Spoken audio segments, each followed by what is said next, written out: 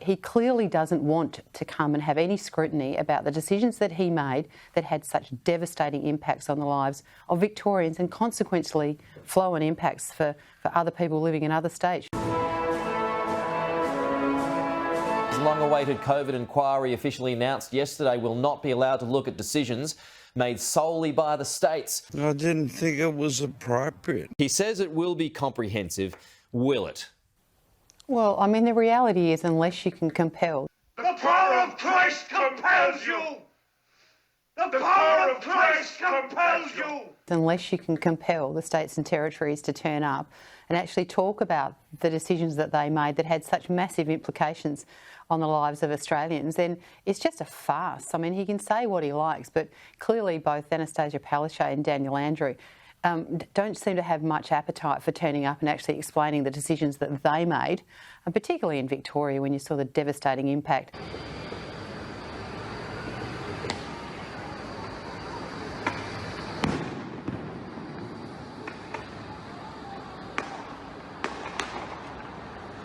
The proof of this will be in whether they actually do turn up, and at this stage I think every Australian knows that Daniel Andrews is not very good at turning up and being transparent about his actions.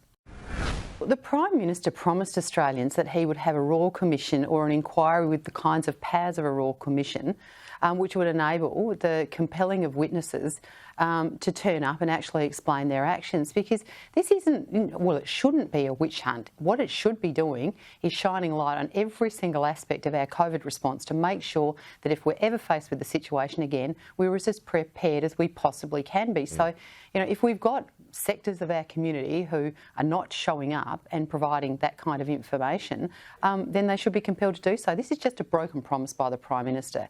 It's just devastating.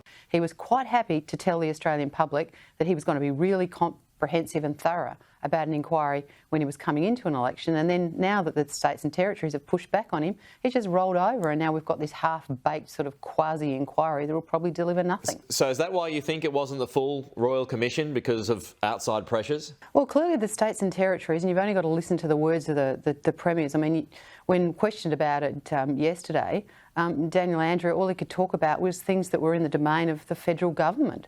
You know, he clearly doesn't want to come and have any scrutiny about the decisions that he made that had such devastating impacts on the lives of Victorians and consequently flow-on impacts for other people living in other states. You know, people who weren't able to go and visit loved ones who were dying because he wouldn't let them across the border.